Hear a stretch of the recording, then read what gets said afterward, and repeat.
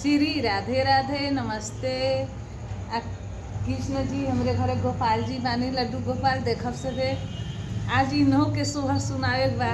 तो गावत तनी सुनब से आपू सब सुनब से कमेंट में जरूर बताए से कहवा में बाजे ला बाधाइया हो कि बाजे ला बाधाइया नु हो कि ललना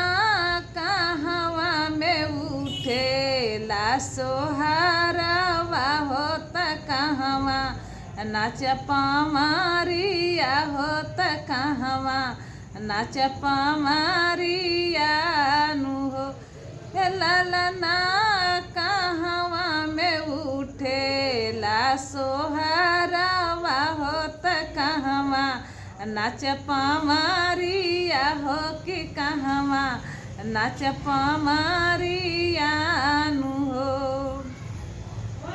गोखुला में बाजे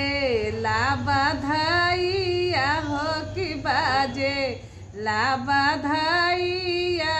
नु कि ललना मथुरा में उठे ला सोहारवा हो कि उठे ला सोहारवा नु कि ललना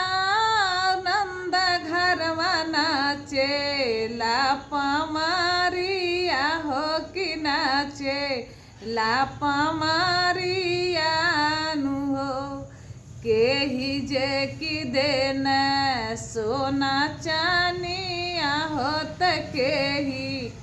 ये मोहारिया हो त के ही ये मोहारिया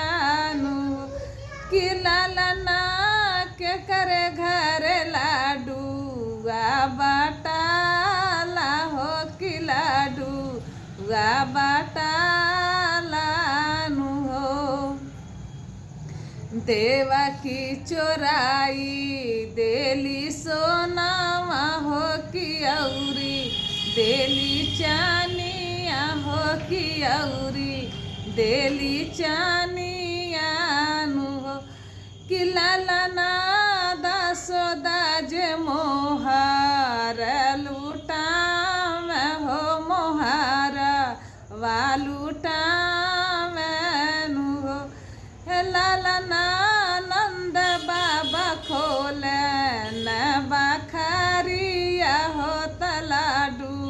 वालूटाव हो कि लाडू